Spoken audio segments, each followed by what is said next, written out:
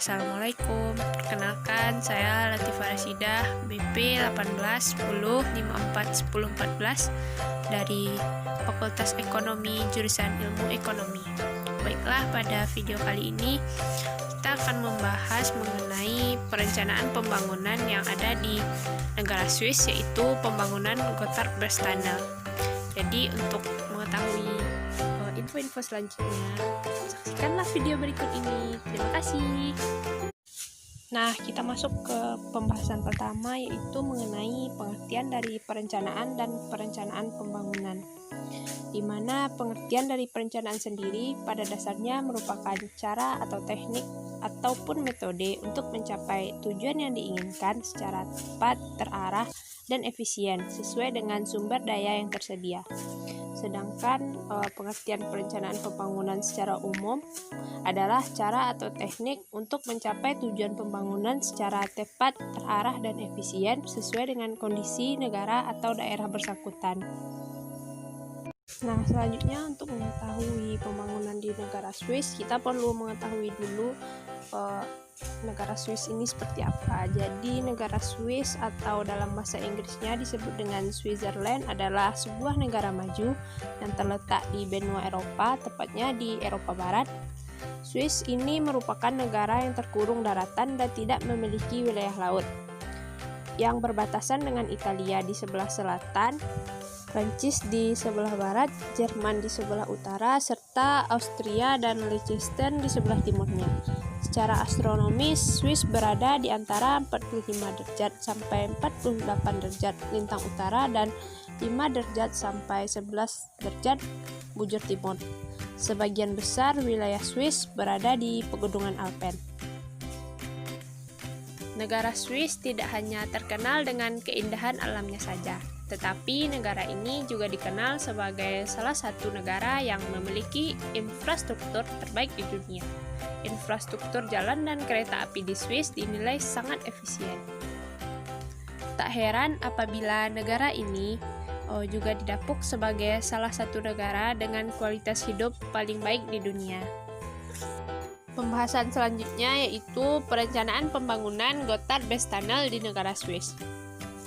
Salah satu perencanaan yang dilakukan oleh negara Swiss adalah dibangunnya Gotthardbus-Tunnel, di mana Gotthardbus-Tunnel merupakan terowongan kereta api terpanjang di dunia dan terowongan lalu lintas terdalam. Terowongan ini dibangun dengan menembus perut bumi di pegunungan Alpen. Selanjutnya, pembahasan mengenai sejarah pembangunan dan proses perencanaan pembangunan Gotthardbus-Tunnel, di mana puluhan tahun lalu sebelum Masehi, seorang komandan dari Afrika mampu melintasi pegunungan Alpen yang dikenal ganas. Pegunungan Alpen adalah deretan dataran tertinggi di Eropa hingga saat ini. Komandan tersebut bernama Carthage yang sering disebut dalam peradaban Afrika kuno. Terinspirasi oleh kisah tersebut, seorang insinyur asal Swiss bernama Karl Eduard Brunner bermimpi bisa membangun terowongan yang membelah pegunungan Alpen. Sejak 1947, dia telah menggambar sketsa dari terowongan yang disekat dengan nama GBT ini atau Gotthardbus-Tunnel. Selanjutnya, hal itu dilanjutkan oleh para insinyur terbaik di Swiss di masa kini yang mencoba untuk merealisasikan sketsa tersebut. Akhirnya pada tahun 2016 mereka telah menuntaskan mahakarya proyek terowongan bawah tanah yang menembus dasar pegunungan Alpen di Swiss. Perencanaan pembangunannya dimulai setelah 64% pemilih Swiss menyetujui proyek Alp Transit pada referendum tahun 1992. Konstruksi terowongan mulai dibangun pada tahun 1996, pembangunan resminya dimulai pada tanggal 4 November tahun 1999 di Amsterdam. Pengeboran pada terowongan timur selesai pada 15 Oktober 2010 dan di terowongan barat selesai pada 23 Maret 2011.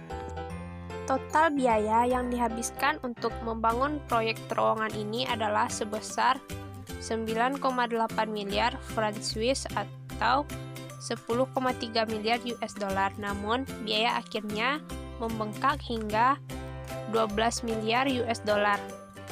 Pada saat pembangunan terowongan ini memakan 9 orang korban jiwa.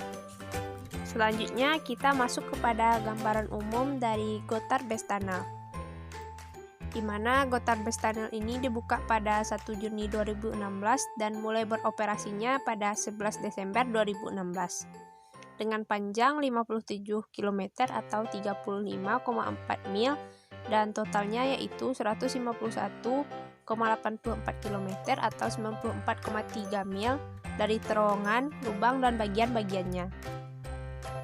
Dengan ketinggian maksimum 549 meter atau 1801 kaki di atas permukaan laut dan kedalaman maksimum sebesar 2450 meter atau 8040 kaki sebanding dengan tambang terdalam di bumi. Proyek ini terdiri dari 2 terowongan jalur tunggal yang menghubungkan Ersvalluri dengan Bodio Ticino melewati bawah Sedrun atau Graubunden, yang menjadikan terowongan ini menjadi terowongan kereta api terpanjang dan terowongan lalu lintas terdalam di dunia. Terowongan ini letaknya di pusat kota Gotthard dan merupakan terowongan ketiga yang menghubungkan Kanton Uri dan Ticino setelah terowongan Gotthard dan terowongan Jalan Gotthard. Pembahasan selanjutnya mengenai teknologi yang ada dalam pembangunan Gotthardbesttunnel. Dalam pembangunannya, terowongan Gotthard menggunakan teknologi penggalian terkini dengan mesin merayap raksasa yang bernama The Worm. Mesin ini bekerja untuk meletakkan pipa drainase dan memasang beton bervolume mega besar. Selain itu, terdapat 4 mesin yang lebih kuat yang bernama Tunnel Boring Machine atau TBM yang berdiameter sebesar 10 meter, di mana setiap harinya mesin berbobot 2.700 ton ini mampu mengebor 20-25 meter batuan padat. Selain itu, mesin ini sekaligus memfungsikan diri untuk mengamankan terowongan yang baru digali dengan kawat baja, baut, dan beton semprot. Pembahasan selanjutnya mengenai sistem keamanan dan hemat energi terowongan Gotthardbesttunnel, di mana fasilitas keselamatan di terowongan Gotthardbesttunnel di setiap tempat di stasiunnya dilengkapi alat deteksi kebakaran serta kebocoran bahan kimia berbahaya, detektor pemanasan berlebih atau overheating, serta pos pemeriksaan muatan juga selalu siaga selama 24 jam. Gotthardbesttunnel diklaim sebagai terowongan dengan konsumsi energi yang hemat, layanan dan kapasitas lalu lintas kereta barang yang cepat yaitu 100 km per jam dan bebas dari kemacetan juga memungkinkan penghematan energi sebesar 33%. Hal ini antara lain karena flat rail memungkinkan kereta api mampu menghemat konsumsi energi akibat sistem pengereman mekanik atau mechanical braking system yang menguras energi. Pembahasan selanjutnya yaitu mengenai tujuan Gotthardbesttunnel, di mana konsep dasar pembangunan Gotthardbesttunnel ini sendiri adalah upaya dari pemerintah Swiss menekan kemacetan, sekaligus mengurangi emisi gas buang. Tentu saja, sebagai negara yang sangat memperhatikan aspek pariwisata, keberadaan GBT juga memperhitungkan keamanan dan keindahan yang bisa disuguhkan sekaligus selama perjalanan melintasi terowongan itu.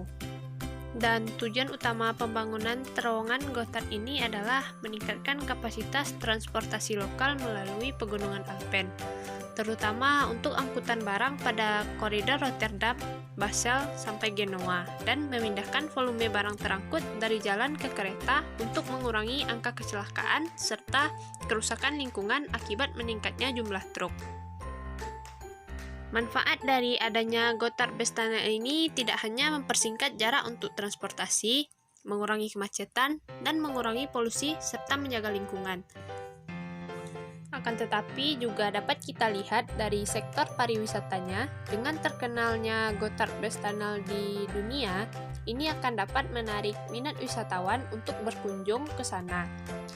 Yang berarti itu akan dapat menambah pendapatan devisa dari negara Swiss. Tentunya Swiss tidak hanya menyuguhkan itu saja, tapi juga menunjang wisatawan dengan berbagai infrastruktur yang nyaman dan aman bagi wisatawan.